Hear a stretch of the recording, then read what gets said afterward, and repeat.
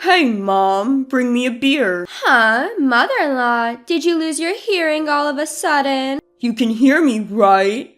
Hey, I told you to bring me a beer. This is how it always goes when my son and his wife speak to me. We've been living together for 5 years, and they've never listened to me, always ignoring what I have to say. When they do speak to me, it's always just orders, like I'm some sort of maid. Jean, my daughter-in-law, speaks ill of me for everyone to hear, and Paul, my son, treats me like a housekeeper without a second thought. Ignoring them, I turn my back and pretend to watch the TV, acting as if I can't hear them. I'm at the end of my tether with these two, who only listen when they want something, but ignore me otherwise. After a while of ignoring them, Jean picks up the TV remote and shuts off the show I was watching. Startled, I looked up when she said loudly right into my ear, "Hey, mother-in-law, can you hear me?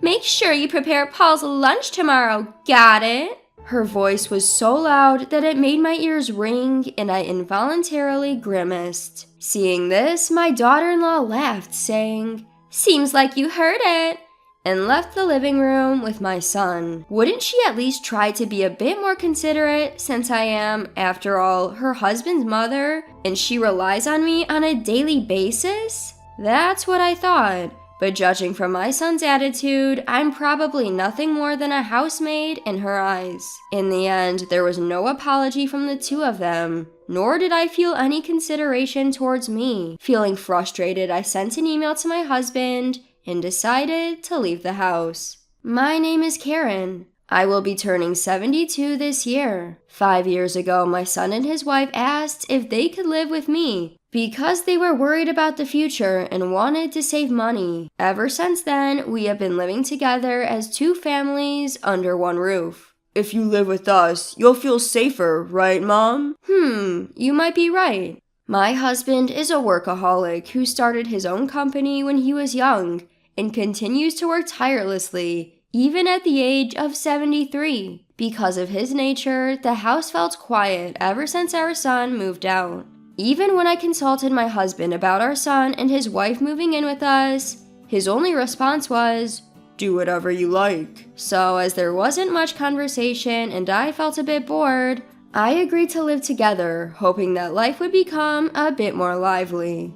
When we started living together, Jean, my son's wife, and I split our housework. However, as she started saying, "My part-time job is getting busier," the workload for me gradually increased. Although she helps out when asked, she often does so reluctantly, goes out on her days off, or lazes around in her room, so I stopped asking for her help. I ended up taking on all the household tasks, and it became the norm, making me feel unappreciated. Even during meal times when the whole family is present, there is hardly any conversation. I suppose I've been numb to this, as it was the same way with my husband. One day, while I was preparing dinner for 3 as usual, I received a message from my husband saying, "I'll be late for work. Don't eat dinner." This was not unusual, but the problem was with my son and his wife. "Dad's coming home late, huh? I don't eat dinner either." "Oh, I'm going out with a friend, so I don't eat it either." "Why are you telling me this now? I've already made it," I exclaimed. "It's fine, just leave it for tomorrow." Despite it being dinner time, if I didn't say anything, they were about to go without a word. They could have told me if I didn't need to prepare them dinner in the first place. As long as they weren't inconvenienced, they would never even reach out to me first. I couldn't help but complain at their rudeness, but they left without a hint of remorse. What am I working so hard for? In the quiet living room, I was staring blankly at the dinner I had already prepared, which would now go to waste. What on earth am I doing? Thinking about it made me feel utterly exhausted. I covered the still warm dinner with plastic wrap, put it in the fridge, and decided to go to bed. The next morning when I came down to the living room, my husband, who had woken up earlier, apologized, saying, "I'm sorry."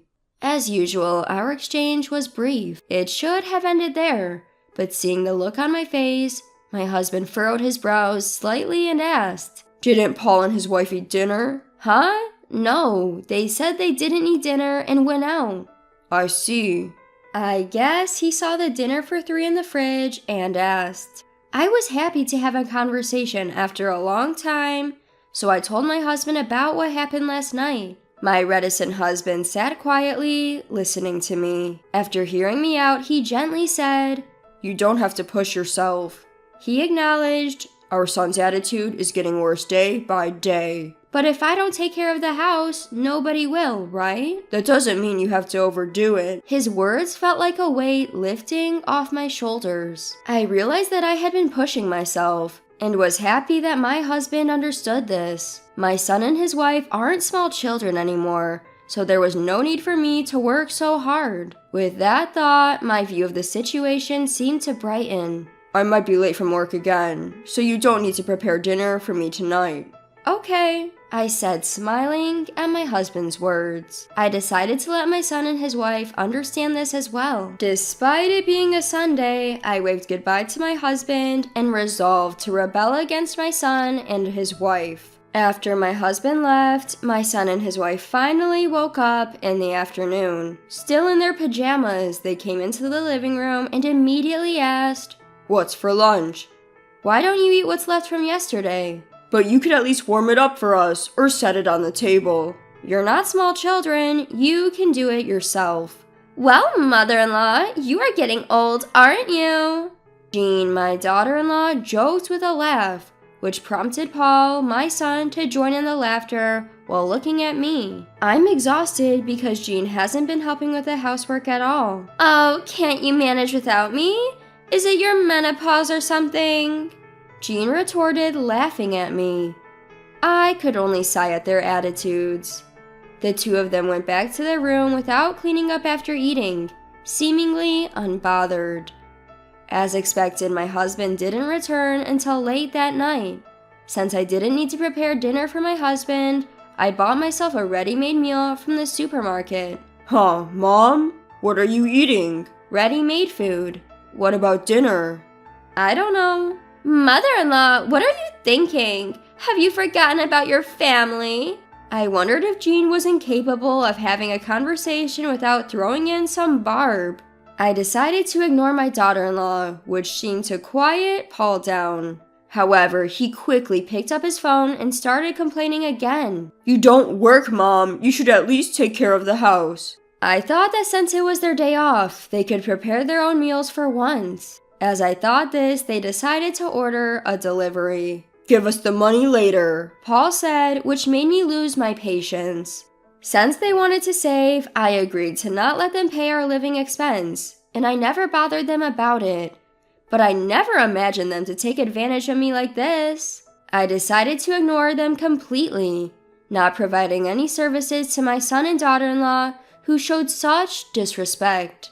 Hey, Mom, beer. Oh, has mother-in-law suddenly gone deaf? You can hear us, right? We're asking for beer, Paul demanded, while Jean kept on making snide remarks, and Paul talked to me like I was their housemaid. Ignoring them, I turned my back and deliberately watched TV, pretending not to hear. When I didn't respond for a while, she seemed to give up and stop talking to me. But this peace was short-lived. Before I knew it, my daughter-in-law, who had come up behind me, picked up the TV remote and turned off the TV. Startled, I looked up, only for her to shout into my ear. Hey, mother-in-law, can you hear me? Make sure to prepare lunch for Paul tomorrow, okay? Her voice was so loud that it hurt my ears, making me wince involuntarily. Looking at me, my daughter-in-law laughed, saying, Looks like she heard me, and left the living room with Paul. I wondered why she didn't consider showing a bit of courtesy, given that I'm her husband's mother and she depends on me regularly. But observing Paul's attitude, it seemed like I was nothing more than a housemaid to her. As it turned out, there was no sign of consideration for me at all, and I didn't even hear an apology for last night's dinner from either of them. Sighing deeply, I sent a text to my husband and decided to leave the house. Early next morning, I packed my belongings and left the house before they woke up. When I arrived at a nearby business hotel, my phone was filled with texts from Paul, who seemed to have just woken up before heading to work. Apparently, they were in quite a chaos this morning. Texts and calls from both of them quickly filled my phone with notifications. When I opened the text, I saw nothing but complaints, such as, "What are you doing? I told you I'll need lunch." Jean also sent a text in a mocking tone. "Are you wandering around after forgetting your responsibilities?" It seems they had a hard time just because I didn't prepare breakfast for them, which made me laugh a little. When I saw a call from Paul, who seemed to be on his lunch break, I decided to finally talk to him. "You finally picked up. Mom, where the hell are you and what are you doing?" "It's none of your business, is it?" "You didn't even prepare our food. Where are you?" "Paul, you're not a child. You can make your own food, can't you?" I answered him with a mix of irritation. If he had struggled so much to prepare just one meal, he should have reflected a little and thanked me. But to my surprise, he came back with a word I never expected. "I'm paying for living expenses, so I need you to do the housework." "Living expenses? What are you talking about? I never received such a thing." "Huh? Why not? Jean should have been giving it to you every month, so don't lie." Paul insisted that he was paying me living expenses. I've never received anything of the sort, and when I truthfully denied it, Paul started calling me a liar. The truth is, my husband covers all of their living expenses, including their food expenses. Even after repeatedly saying this, Paul refused to believe me. I could hear Jean in the background saying, "You're probably just playing dumb and spending it for yourself." Unable to continue the conversation, I cut them off and said, "I don't know what I don't know, and I don't plan to come home for a while." "Why not? What are we supposed to do for food?" "Figure it out yourselves. Bye now." I hung up the phone and let out another big sigh.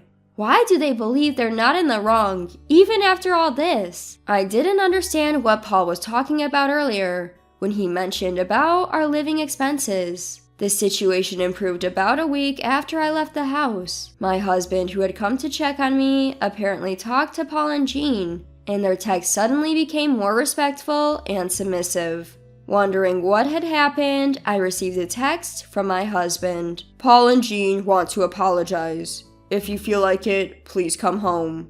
Thanks to my husband's talk, they finally seemed to understand.